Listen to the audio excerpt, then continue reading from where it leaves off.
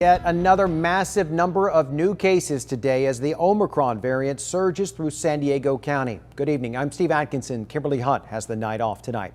Here are the latest numbers just released by the county. More than 10,000 new cases were reported today.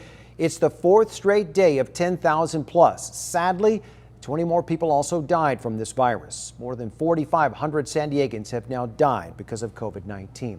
We're also going to look at several aspects of how this huge surge is affecting our county, and we begin with schools. More local students got rapid home tests today, intended to slow the spread of the virus after the winter break. But studies show the tests are less effective against Omicron. Our ABC 10 News anchor Derek Stahl is going in depth on what parents should know. The last few boxes of rapid at-home test kits are going out to San Diego County students this week. Across California, the state says it's now distributed more than 7.6 million rapid tests since the governor promised one for every school kid. But San Diego Unified District physician Dr. Howard Terrace acknowledges these tests will not keep every infected kid from school. There are so many asymptomatic children now in school that probably have Omicron. And that's my assumption. This week, UC San Francisco released a study comparing the accuracy of rapid tests to lab-based PCR tests during the Omicron surge. They swabbed more than 700 people with both kinds at an outdoor clinic. Among those showing symptoms, a single rapid antigen test was about 97% accurate compared to PCR.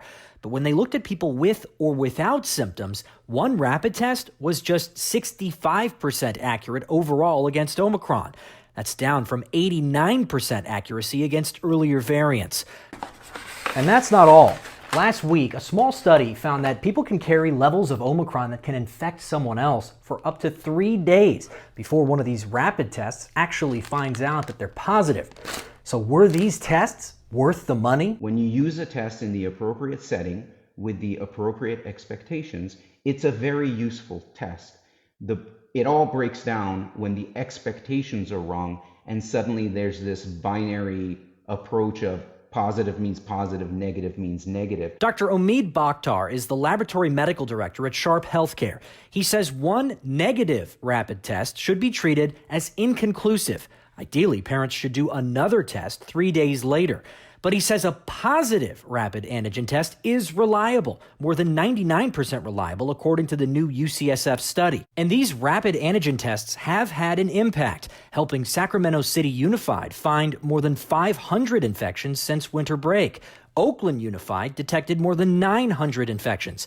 San Diego Unified was able to find and isolate at least 1,700 students before classes resumed. Removing those children from around other children for a period of time is unquestionably beneficial and is money well spent. The FDA has acknowledged that rapid tests may be less sensitive to Omicron, but Dr. Terrace says that doesn't mean schools are less safe. I'm not as bothered as I used to be knowing that there's asymptomatic positive kids in our school system if I know that there's very, very tight adherence to how well your mask is on and that they're eating outdoors.